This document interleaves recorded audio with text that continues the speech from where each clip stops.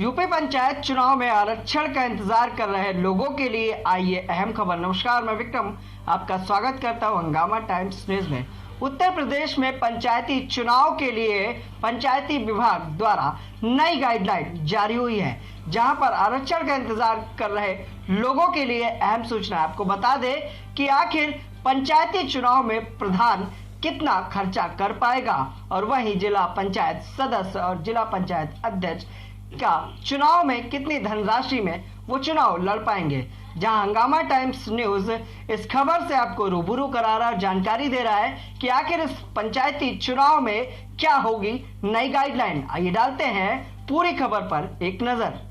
UP panchayat चुनाव के आरक्षण का इंतजार कर रहे लोगों के लिए आई ये अहम खबर। उत्तर प्रदेश में होने वाले पंचायत चुनाव को लेकर सभी प्रत्याशियों ने कमर कस ली है। हालांकि नई आरक्षण सूची के इंतजार में उम्मीदवार तो जल्द ही जारी हो सकती है। आपको बता दें कि पंचायत चुनाव की तारीखें अभी तक घोषित नहीं की गई है। इससे पहले निर्वाचन आयोग ने चुनाव के खर्चे को लेकर गाइडलाइन जारी करने का काम किया है।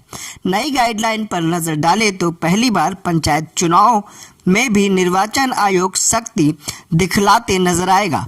इस बार उम्मीदवारों को पाई पाई का हिसाब देना होगा।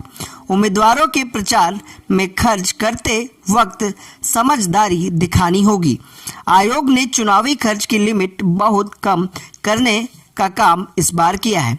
गाइडलाइन की माने तो प्रधान पद के चुनाव लड़ रहे प्रत्याशी इस बार 30,000 रुपए तक ही खर्चा करने में सक्षम होंगे, जबकि बीडीसी सदस्य के लिए चुनावी खर्च 25,000, वार्ड मेंबर के लिए 5,000, जिला पंचायत सदस्य के लिए 75,000, ब्लॉक प्रमुख के लिए 75,000 रुपए की सीमा तय की गई है।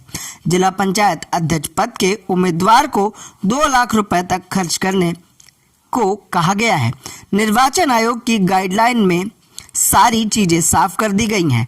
इसमें कहा गया है कि पंचायत चुनाव लड़ने वाले हर एक पद के उम्मीदवार को पाई पाई का हिसाब देना होगा। प्रत्याशी की ओर से कोई भी आयोजन यदि किया जाता है तो उसमें एक एक चीज का हिसाब रखना होगा और आयोग के सामने प्रस्तुत करना होगा। ऐसे लुभाया जाता था वोटरों को। यहाँ चर्चा कर दे कि अब पंचायत चुनाव में निर्वाचन आयोग ने खर्च की कोई सीमा नहीं की थी। पंचायत चुनाव लड़ने वाले प्रत्याशी छूट के खर्च करते थे।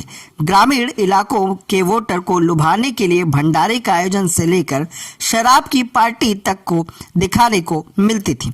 इस बार आयोग सख्त नजर आ रहा है और ऐसे कार्यक्रमों पर रोक लगाने के लिए खर्च की सीमा तय करने का काम किया है।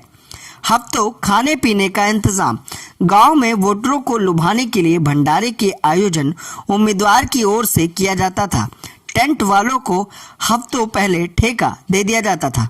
चुनाव में लगे लोगों के लिए हफ्तों खाने और पीने का इंतजाम उम्मीदवार की ओर से कराया जाता था, लेकिन इस बार ऐसा होता नहीं दिखेगा। उम्मीदवार यदि टेंट और कैटरिंग मंगवाने का काम करेगा तो उनका चुनावी खर्च में जोड़ दिया जाएगा। हंगामा टाइम्स न्यूज रिपोर्ट।